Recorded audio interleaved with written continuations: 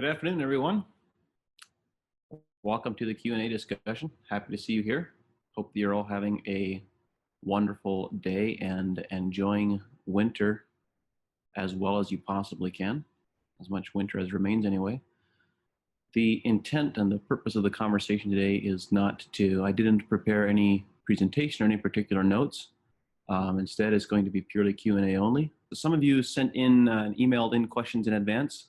So thank you for sending those. I'll be responding to some of those questions. And then if you have any questions that you would like for me to discuss, challenges that you have on your farm that you would like to hear about solutions or have a discussion around, I'd love to have that discussion. And this is going to be a fairly informal and open conversation. And I'll perhaps lead off by responding to some of the questions that were emailed in. There's been a theme on questions about the availability of trace mineral metals in the soil profile and the conversations that I've had with reduction versus oxidation and how this correlates to the various trace mineral metals, mineral availability, and the differences between soil analysis, tissue analysis, sap analysis, etc. So I'm going to start there by answering some of those questions, and then I welcome your input if there's any additional questions that you'd like to add. So one of the questions that came in was, can I elaborate on iron and manganese profiles in soil analysis and tissue analysis versus a sap analysis? And what do soil analysis and tissue analysis really tell us about the availability of these elements? So here's the background and here's the context. For those of you who haven't heard me speak about reduction versus oxidation before, I'll give a very brief background. Essentially, as soils go through the weathering process, as they oxidize, either through, and this can be from the natural weathering, it can be through tillage, it can be through the applications of salt fertilizers, nitrates, limestone, manure that has a high salt content. There can be a number of different things that have an oxidizing effect on the soil profile. And then it is the function of soil biology to then buffer that and balance that out and bring back the counterbalance to oxidation, which is called reduction in biochemical terminology. And the key is that plants can only absorb several of the trace mineral metals in the reduced form, not in the oxidized form. And because of our historical management practices, or when we have soils that are very dry for extended periods, as many of you do in the plains regions with limited rainfall, when you have really dry soil environments, you end up with soils that are relatively oxidized and you have relatively limited availability of these various trace minerals. So for these specific metals, the specific metals that is only physiologically active in plants in the reduced form are iron and manganese and copper and cobalt. Zinc is an exception, and boron is an exception. Boron, of course, is an anion, is a bit different. It's not a trace mineral metal as these others are. But zinc is the one exception because zinc only has one oxidation state. So for all of these others, manganese, for example, can be present in the +2 or the +4 form in the soil. Iron, +2, +3, or +4.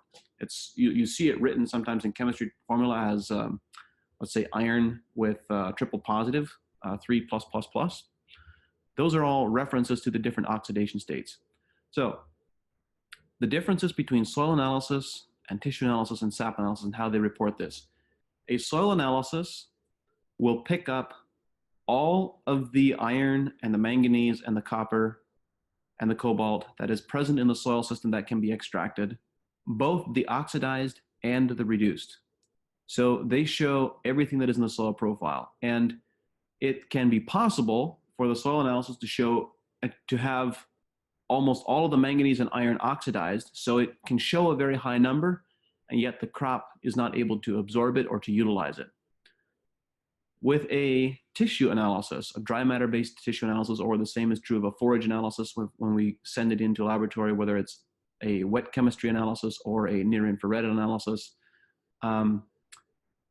those also pick up both the reduced and the oxidized form. And this is distinct. In fact, the only test that I know of for certain for which this is not the case is sap analysis, where sap analysis does not show it only shows the reduced form, the form that is physiologically active, and it doesn't show the oxidized form within the plant. And actually, I had a very interesting conversation around this with a farm that we've been working with for several years in Canada and Southern Ontario. And this farm had a history of having high iron levels and high manganese levels on the soil analysis. It was a dairy farm.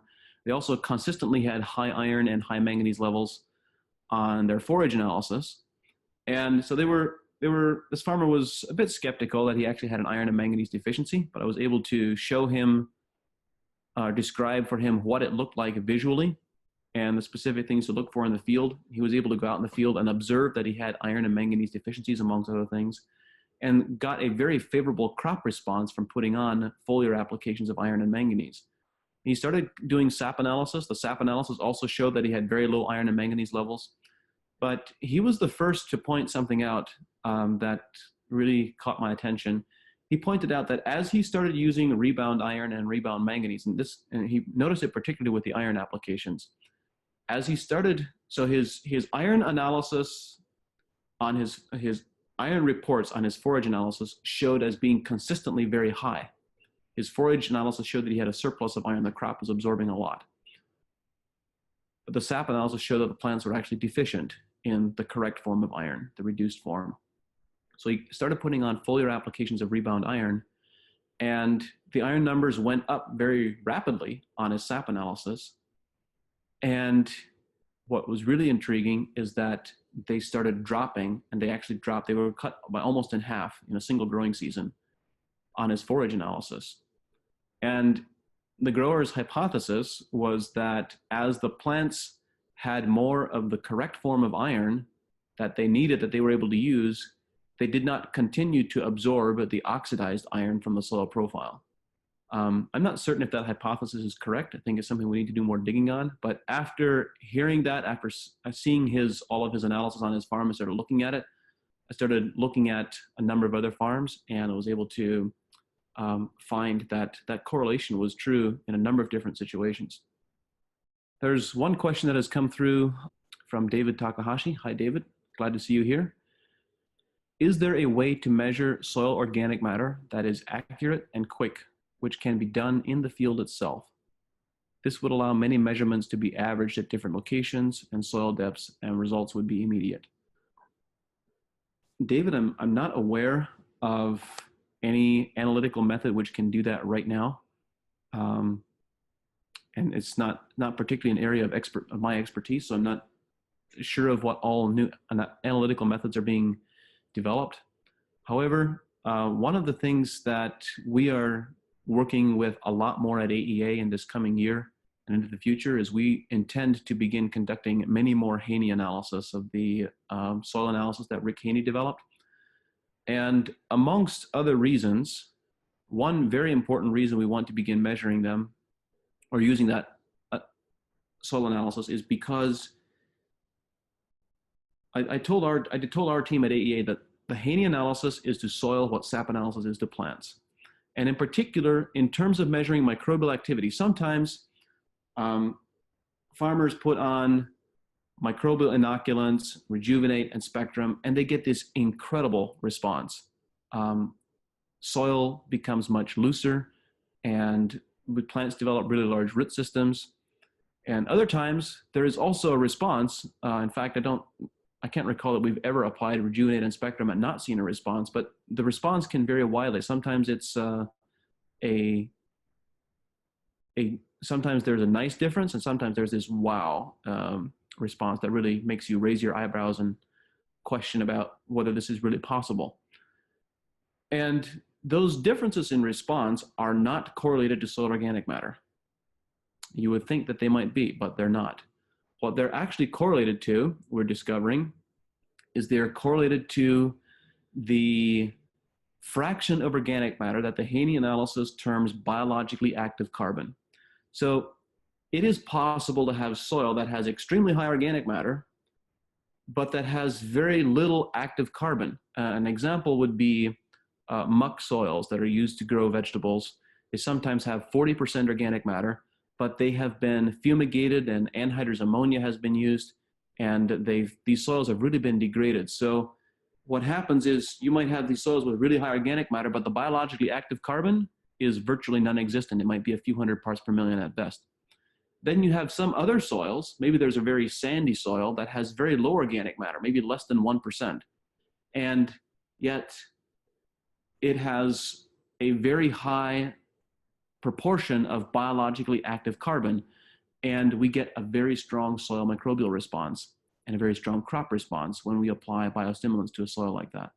So I'm actually to the point where the organic matter number it's interesting, it's useful, but I think the much more important number than the organic matter number is what is the biologically active fraction of organic matter, which the Haney analysis is measuring. So we are beginning to use right now the Haney analysis on many more of our farming operations, and eventually intend to use it on all the farms that we work on, much the same way that we do with SAP analysis.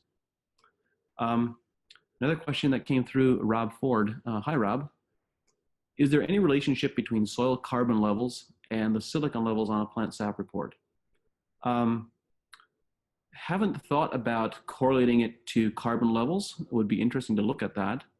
But the one thing that we have observed is there is a direct correlation between microbial activity and silicon levels on a plant sap analysis report. In fact, the correlation is so close and so accurate that for myself, I almost consider the level of silicon absorption in a crop to be an analog and an indicator for the level of microbial activity. So we know that we have abundant silicon in the Earth's crust, and it needs to be processed by biology and converted to monosilicic acid, which is the biologically active form that plants actually utilize and absorb. So when we have good biology, we tend to see very good silicon absorption. Very good question. Then we have another question. Is there an economical source for a reverse osmosis water system? You mentioned an Amish one in another presentation. Contact info. All right. Yes.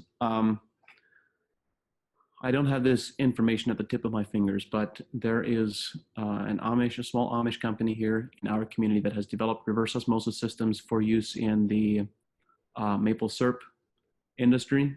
And obviously right now is a very busy time of year for them, but their reverse osmosis units are very affordable. I know that my brother and my father purchased one for a small maple syrup operation a couple of years ago that was capable of processing about 11 gallons per minute, and the retail cost was in the neighborhood of $4,000 or $4,500.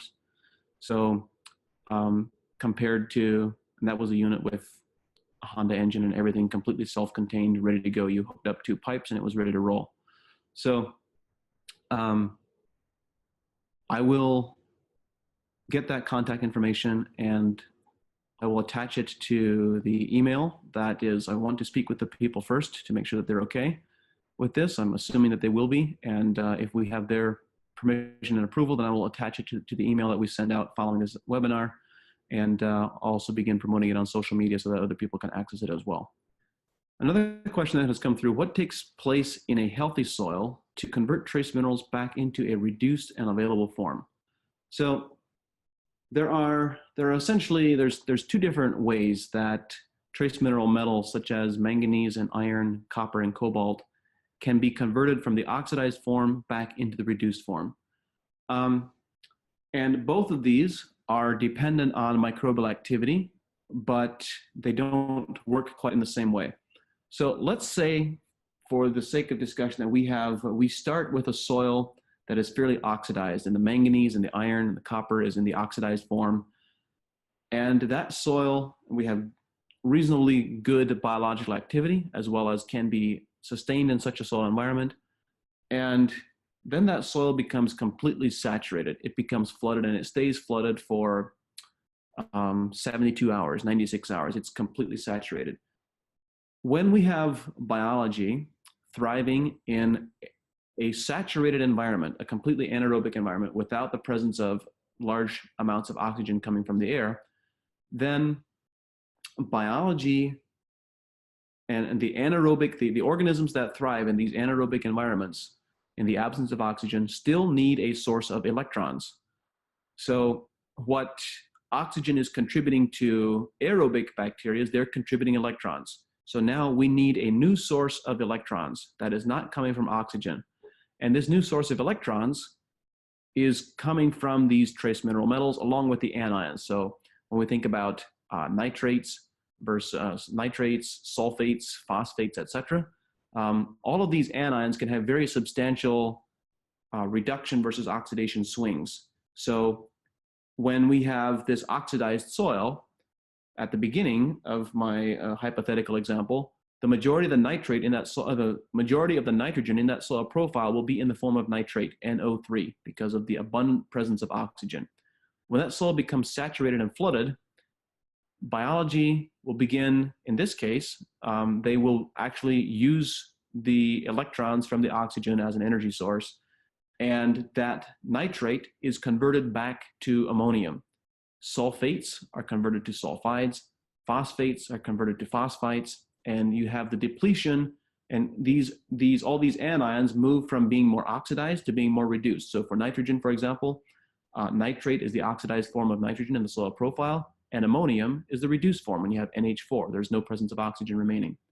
There's a similar process, not a perfect analog, but a similar process that happens with all the trace mineral metals, where you have bacteria, anaerobic bacteria in particular, that are now stripping electrons and using those electrons as an energy source from all of these metals. So when you have saturated soils, biology quickly can convert a lot of metals from the oxidized back to the reduced form. That's one pathway, that's one process.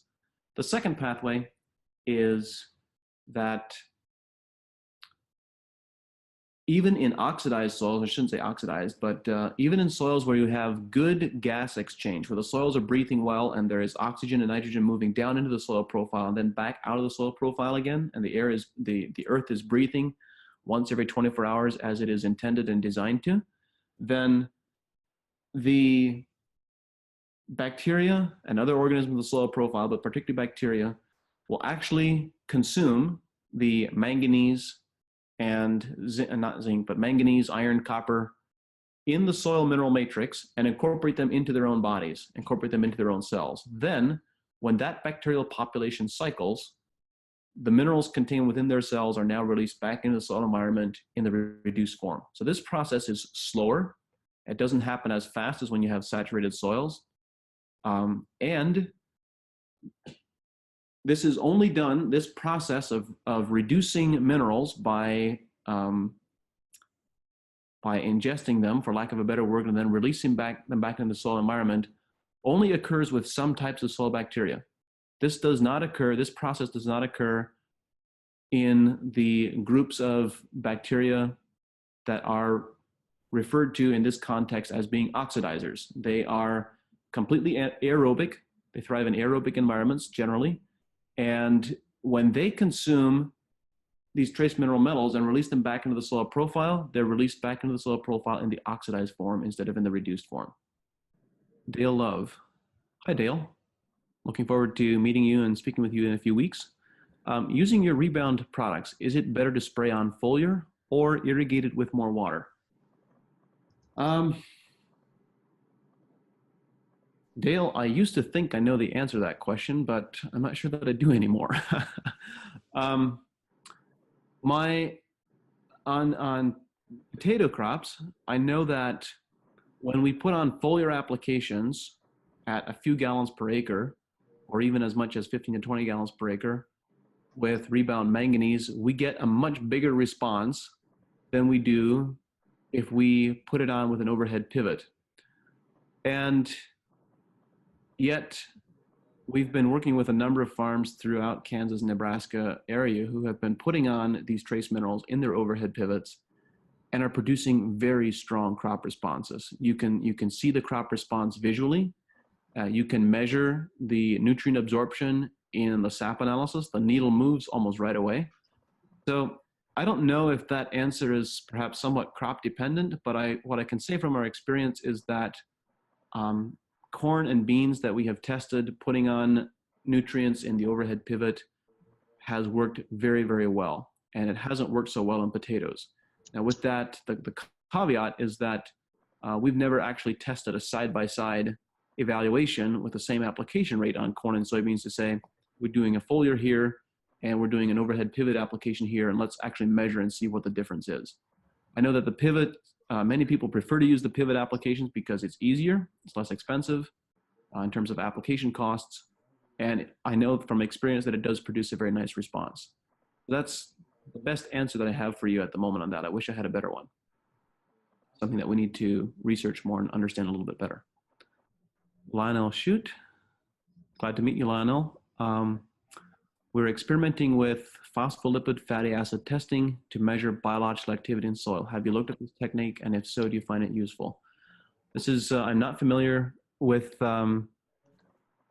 well, I have looked at a number of PLFA analysis. The Haney analysis is often conducted in conjunction with PLFA analysis. I personally don't yet have a lot of experience with it, but it's something that I'm interested in learning a lot more about and learning to understand a lot better. I think the question that we need to ask ourselves is, I'm not yet satisfied with what I presently understand to be the capabilities of soil biological assays.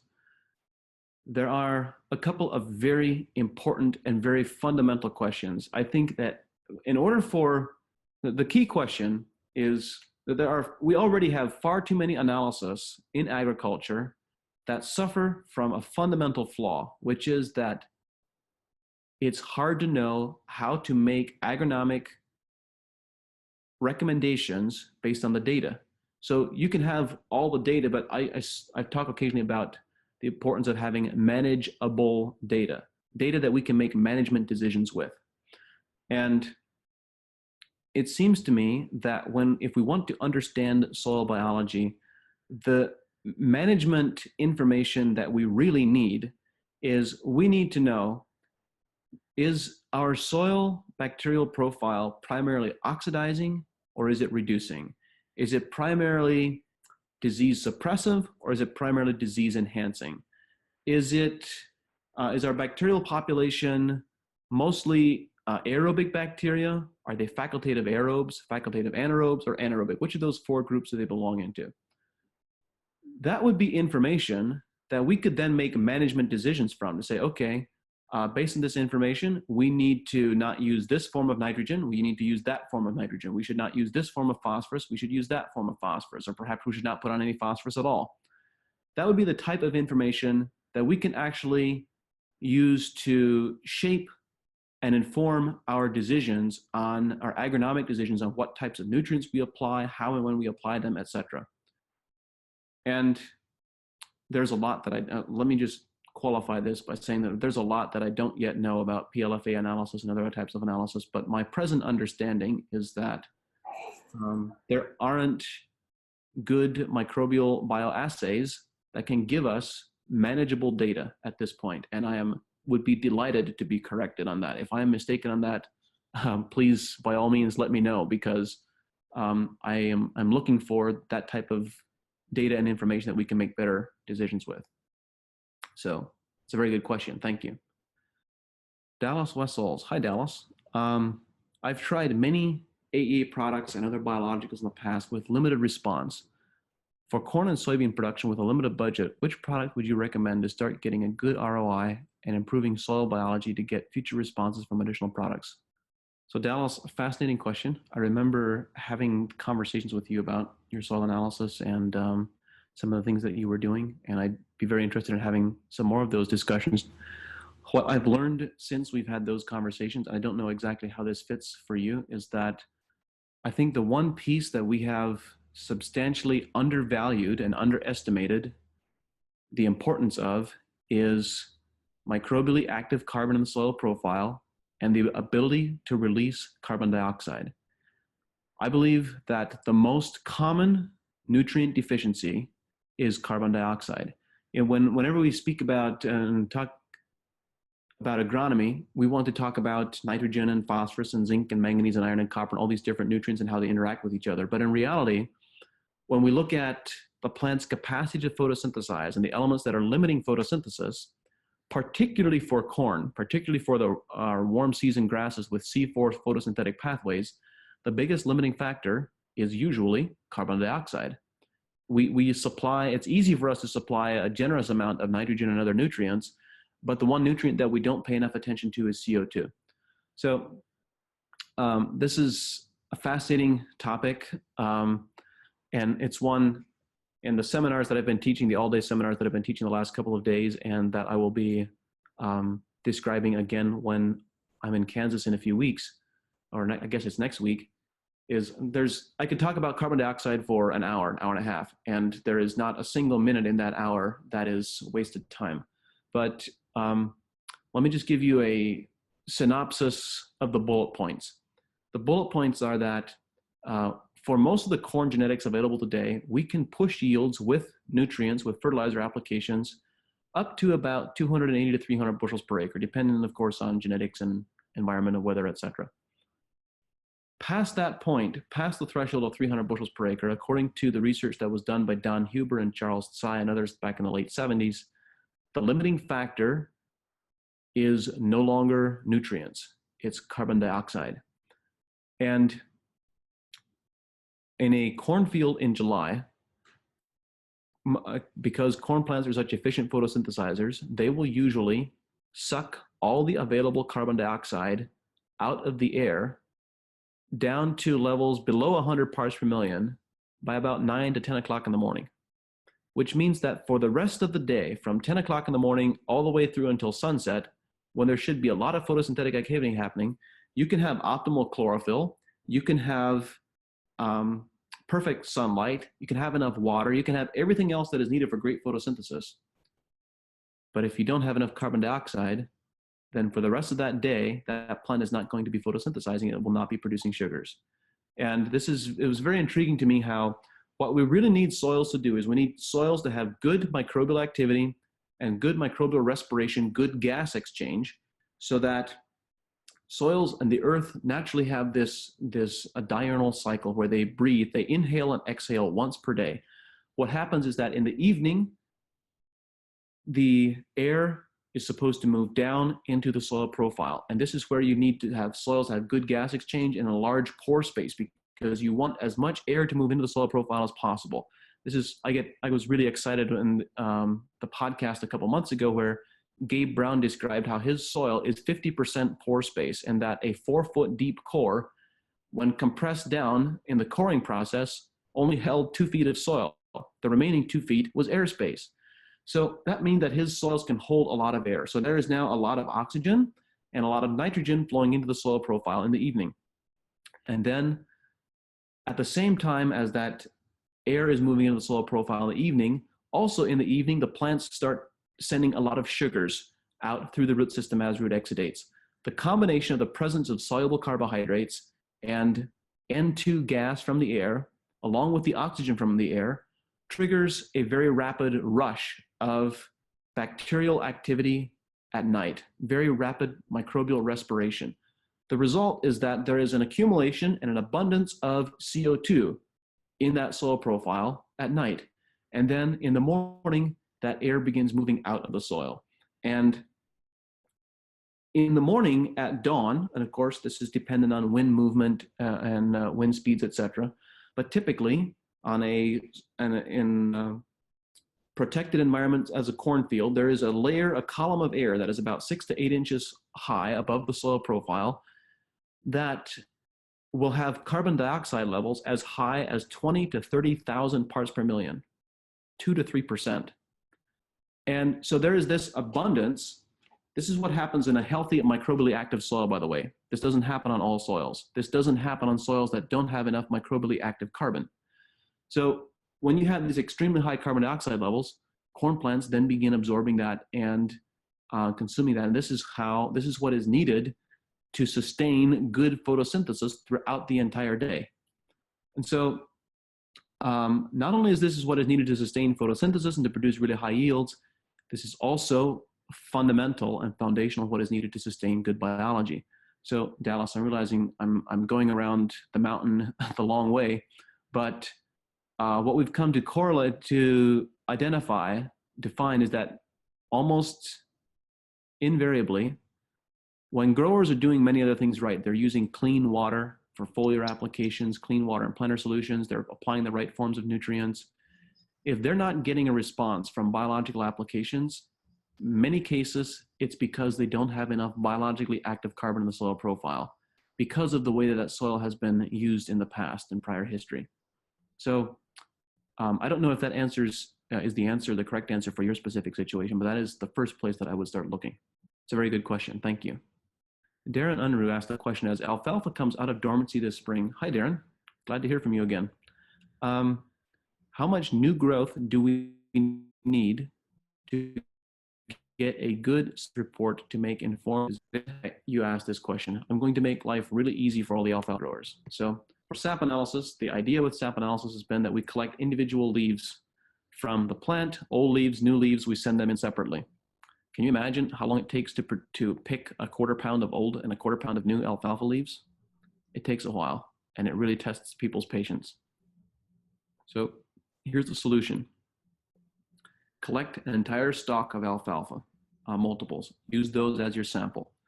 Take a knife or a scissors and cut a 4-inch section off the tip and a 4-inch section off the parts of the plant where you, as low down as you still have green leaves that are actively photosynthesizing, and use that entire bunch as your sample of old versus new leaves. Makes life a lot easier. And you need to have that separation, that maximum separation. I just talked about 4 inches. You need about 8 inches of new growth to have good separation between the old and the new leaves. Yeah, hi, John. I have a couple topics for you. The first is I would like to know more about Xanthomonas. We're seeing a little bit of that up here and no one knows what to do about it.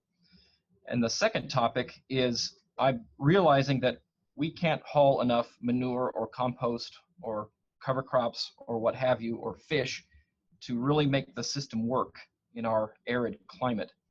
I'm wondering how we could utilize more livestock in an extended rotation to do some intensive grazing instead of trying to raise a row crop every year in order to really pump more carbon back into the soil and haul our own, let the cattle haul the manure themselves. So thank you. Joel, I got so engaged with your second question, I forgot what the first one was. Short attention span, I apologize. Can you go back? Xanthomonas was the first question. Yes, thank you. All right, so to speak to the Xanthomonas, which crops are you seeing Xanthomonas in? In corn and popcorn. Corn and popcorn, okay. I have less personal experience with Xanthomonas in corn and popcorn, but it's not uncommon disease in fruit and vegetable crops, particularly in brassicas. In fact, Xanthomonas in the form of disease known as black rot has decimated cabbage and brassica crops here in the Northeast, particularly in this last year. So all those Xanthomonas, although there are different strains for different crops, their mechanisms, their modes of action are very similar.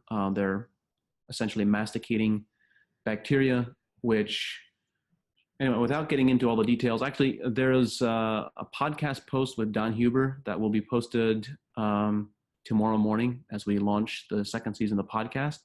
And Don, completely voluntarily, without solicitation, spoke a little bit about Xanthomonas on the podcast, if I recall correctly. So I think you'll find that worthwhile to check out. It was an awesome episode. I had a lot of fun. It's incredible information that he shared.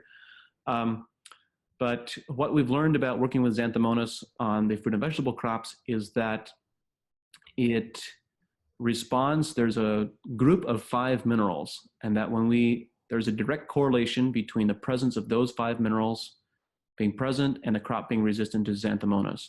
Those 5 minerals are calcium and magnesium, zinc, manganese, and boron. And Don was the one that originally identified that group of 5 that we need to look at and pointed us in that direction. We've done a bit of work with that in the last year, and it's been, can't say that we've been 100% successful, but we've been very successful in treating Xanthomonas by making sure that we have adequate levels of those 5 minerals. So we would need to do a lot more homework and a lot more research in that area this next year. I don't have a lot of field experience and evidence that I can point to that yet, but coming from Don, the source has a lot of credibility. So I'm quite confident that would be able to make a difference. And then to your point about realizing that you can't import enough products to get the entire system going on your farm. I have two thoughts on this. One is that I believe it is possible to improve plant health to such a degree that, and also, let me add a qualifier here. Well, it's possible to improve plant health to such a degree that we can sequester carbon while we are growing a crop. And I believe that is true of any crop in any environment. I believe that we can build organic matter while we are growing corn. Now, the moment you begin, when you want to have that conversation in an arid environment, then of course you have to consider not only the carbon that is sequestered while the crop is growing, but also the carbon that is lost when the crop is dormant. And this is where annual crops lose in a significant way in very dry land environments, because during all the period when the soil is uncovered and is bare, you're losing a lot of carbon dioxide, and generally you're losing more than you gained even when you had a really healthy crop. So I believe that in arid and dry land environments, there's a very strong consideration for perennial crops, and that we need to look at developing perennial cropping systems. In addition to that, perennial crops also have a disproportionately larger root system to vegetative crop biomass. So they sequester an even greater degree of carbon than the annual crops do. So within that framework, let me put it this way. I know of a number of farms who have successfully built organic matter and built what I would consider to be completely regenerative farming systems. David Brent is one that comes to mind. He's not using any fertilizer at all anymore. David is still growing annual crops. He's not using perennials. He's not using livestock, and he's in Ohio. So in general, I think your conclusion, if I understood your comment correctly, your conclusion was that in an arid environments, you believe it needs to be done with livestock. And I would tend to agree that when you have perennial plants combined with livestock, you're going, that is, let me just put it this way. That is the second ecosystem, the ecosystem in second spot that can sequester carbon faster than all others. The first and the most efficient carbon sequestration ecosystem is an early growth coniferous forest. And the second is perennial polyculture of grasses and forbs that is rotationally grazed, intensively managed with livestock. So I believe that is the pathway to most effectively, most efficiently building organic matter. And if you look at the history of how your soil originally developed 200 years ago and before that period, it was through grazing bison on the short grass and the tall grass prairies. So I would agree with your assessment that we need to bring livestock back to the landscape. Did that, was that the question that you had asked, Joel? Yes, thank you. And what are your thoughts on, what feedback do you have on my comment? Well, to the Xanthomonas, we're not sure that there's much of a yield effect yet, but it's there, and so we need to know what to do about it. As far as the grazing aspect goes, I think it's a win-win. You're not only building your soil, but you're also raising beef that you can sell, and you're letting the cattle do the work for you. So that's my thinking on that. Yeah. Well, let me put it this way. I have done the math half a dozen different times. I've asked other people to check my math, including Joel Salatin and Gabe Brown and many others. And the conclusion that we've reached invariably is, here's the key equation that you need, that is missing for most farmers. land that can produce 100 bushel of corn per acre can produce the equivalent of about 400 cow days of grazing per acre. So 100 bushels of corn is the analog of about 400 cow days of grazing. And using that number for most farms in most environments across the country, certainly for all those that I've done the analysis for, which is several dozen, they consistently can be more profitable and make more money producing 100% grass-fed beef than they can growing corn. And that's purely from an economics and financial perspective. I think there's a strong argument to be made for looking at more grass-fed beef production. Thanks for your comments, Joel. There's a couple of interesting questions here. One is, what can be done to remediate the effects of herbicides on soils? And this is early days. It's almost premature for me to speak about this. One is, we have identified a soil microbial inoculant that we've been using for the last 18 months that seems to be remediating herbicides, fungicides, insecticides, whatever the history is that a soil has been exposed to. It seems to be remediating that very rapidly. And I'm speaking in a matter of weeks, not months. We're getting some pretty extraordinary growth responses. It's not an inexpensive application. It costs about $35 per acre. It's a product called OP8. And we started using it a lot on orchards, where if we think ag crops and row crops get a lot of pesticide exposure, it's nothing compared to what orchards get. There are many apple orchards who have a pesticide budget in the neighborhood of $1,000 to $1,200 per acre, just to give you a frame of reference. So for a year. So we've been getting incredible responses on those crops from applications of OP8. And we are in the testing phases right now, need to complete another year of testing. We'll be doing more testing on some farms this summer.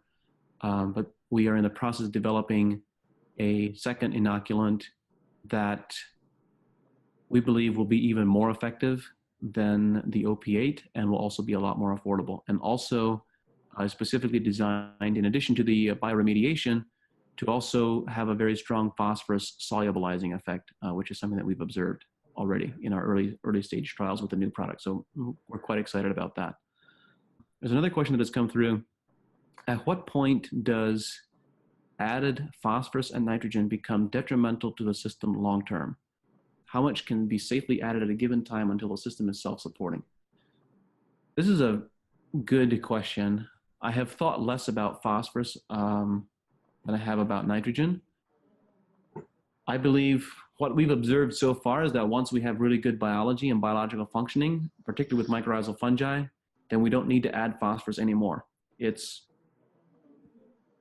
don't have well, I would say the majority of the farms that we work with at AEA, probably better than 80%, perhaps even better than 90%, don't apply phosphorus anymore after we've worked with them for a year or two. And that is in the context of the fruit and vegetable production that we're working in. On the broadacre crops, corn, beans, small grains, etc., there is this idea that we need to apply phosphorus at planting.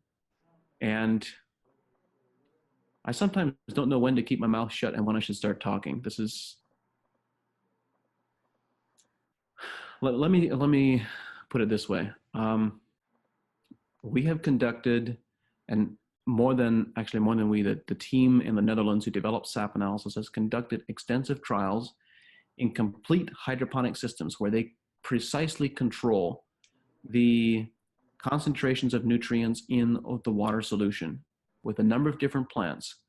The root biomass and the plant biomass on seedlings is always substantially larger when we do not apply phosphorus and we instead apply magnesium and other nutrients. We've experimented with this on a number of different farms over the last 2 years, and we are actually in the process of doing some pretty extensive trialing in greenhouses yet this spring both in Illinois and in California. And we're considering releasing dependent on the outcome and the results of those trials, we're considering releasing a new revised corn starter for this next spring, which contains no phosphorus. And there's a possibility that may not work as well as we would like when growers insist on planting into really cold soil when it's still too early. It's still possible we may get phosphorus deficiencies. We don't know. We're still in testing periods of that. But what we do know for certain on the 8 farms that we've tested this on in the last 2 years is that when we apply a high magnesium starter instead of a high phosphorus starter, we produce extremely large, robust root systems. And we also have mycorrhizal fungi colonization. The challenge with putting on soluble phosphorus at planting, whether it's orthophosphate or polyphosphate, it doesn't really make any difference. If you apply soluble phosphorus in the furrow at planting, you will not achieve mycorrhizal fungi colonization. It's just not going to happen because the presence of the soluble phosphorus gives the plant the signal that it doesn't need the mycorrhizal fungi, and it doesn't feed the mycorrhizal fungi, it doesn't support them, and the result is 30 days, 45 days later, when the soluble phosphorus supply has been completely tapped out or has become complex, the plant is now dependent on the mycorrhizal fungi, and they're gone, they're missing. So I am really becoming very disillusioned with applications of soluble phosphorus. And on most soils, I'm coming to the conclusion that we don't need them on most soils, and sap analysis data tends to support that and bring that out as well. Nitrogen is a bit of a different story. So nitrogen is another conversation that I've been having an hour-long conversation about. I think we need to stop talking about nitrogen. There is no such thing as nitrogen in the soil profile. It doesn't exist.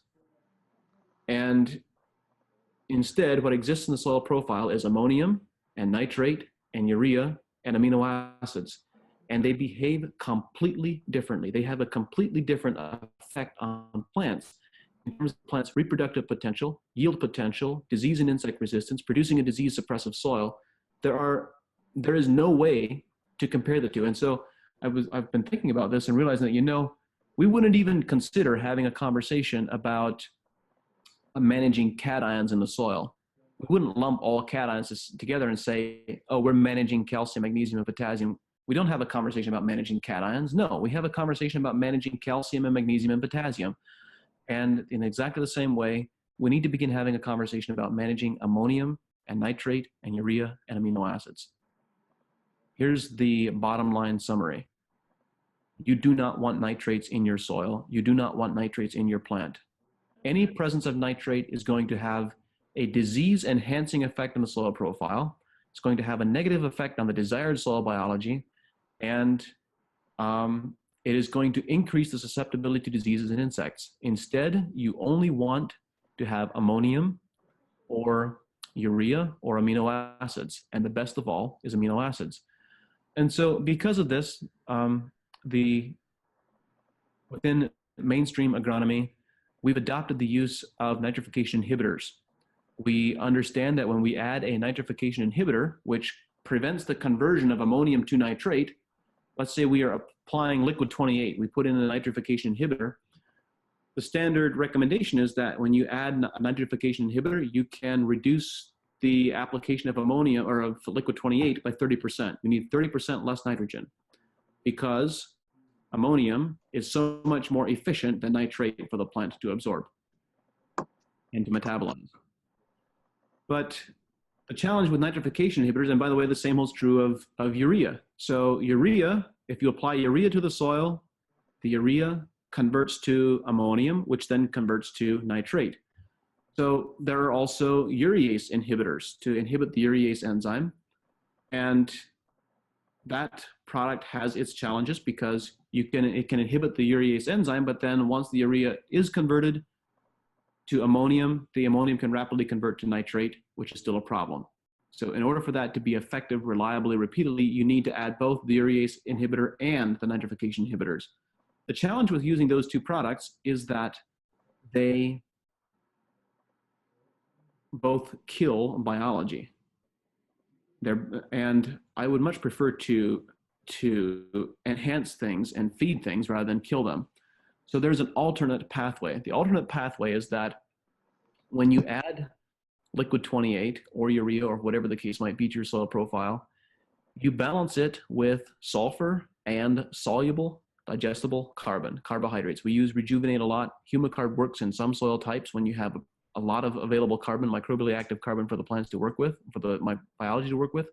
But what you want to have happen is you want to add liquid nitrogen, liquid 28 or 32, and you want that nitrogen, you want to have this tremendous bacterial bloom, and all of that nitrogen to be converted from ammonium and nitrate to amino acid nitrogen in a matter of 4 to 5 days. You want it all converted to amino acid nitrogen. The beauty of amino acid nitrogen is that it's extremely stable. It's extremely efficient for plants to absorb. It contributes the most energy to plants. It requires the least pounds per acre. You can cut application rates by at least 30% when you do this. And it's very stable. It doesn't leach out of the soil profile. It has everything positive going for it and no negatives at all. So this will be, these are going to be two topics. I'm going to be speaking much more in depth about carbon and carbon dioxide and how we can manage that effectively, and also about how to manage nitrogen differently. I think what I've become persuaded of is that the pathway for us, if we want to go from 300 bushel corn to consistently producing 500 bushel corn, there's a conversation to be had about genetics, but that's a different conversation. But in terms of agronomy, there are three things we need to manage differently. We need to manage carbon and carbon dioxide supply. We need to manage nitrogen differently, and we need to manage calcium differently. And when we manage, what I mean about managing calcium differently is the peak demand for calcium. It's easy to manage potassium. It's easy to manage phosphorus and these other things. The plants have a peak requirement for calcium immediately after the blossoming and pollination period.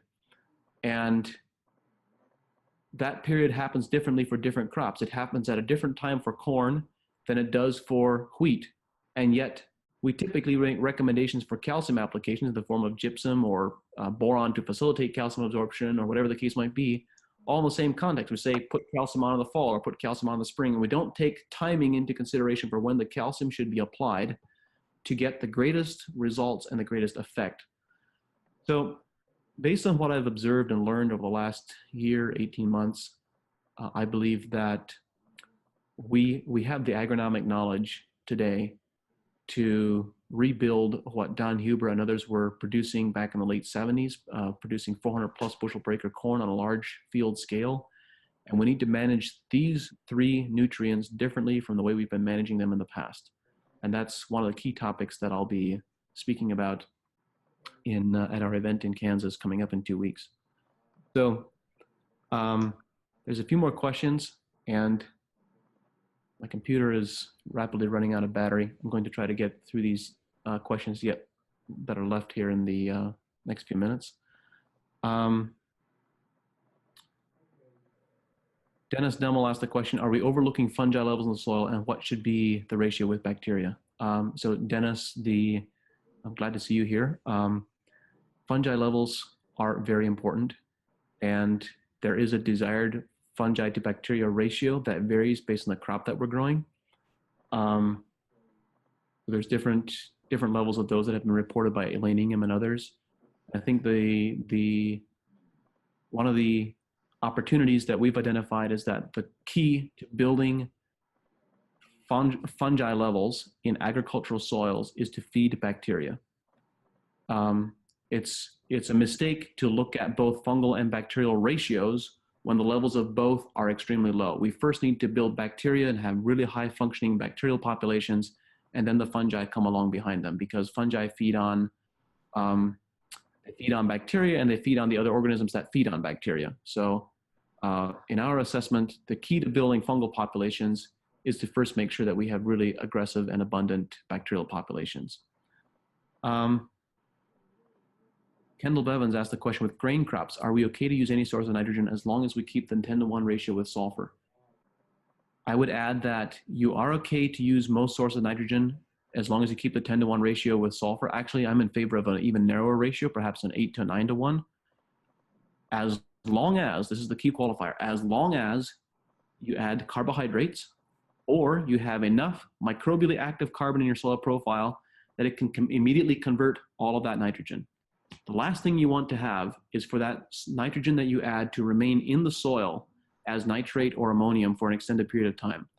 So typically I would recommend that in addition to, you also need to add between 3 and 4% of your total solution, total liquid nitrogen solution of Rejuvenate. And that will give you enough soluble carbon for the biology to rapidly convert all that nitrogen to amino acids. A very good question, Kendall. Thank you. Oh, and Dallas, yeah, I just answered your question about sulfur and carbohydrates. So typically, I like to add 1 gallon ammonium thiosulfate to 9 gallons of 20 to 32, which gives you roughly a 9-to-1 ratio, if I'm not mistaken. And then a 4% solution of Rejuvenate or Humicarb. Both are appropriate. Rejuvenate tends to produce the biggest effects, but Humicarb also works very effectively, and Humicarb works very effectively when you have soils that have a lot of microbially active carbon already. And Humicarb tends to outperform the Rejuvenate. If you have soils that don't have good levels of microbially active carbon, the Rejuvenate will outperform the Humicarb because the Rejuvenate has more digestible carbons. The Humicarb is more complex carbons that aren't as readily digestible.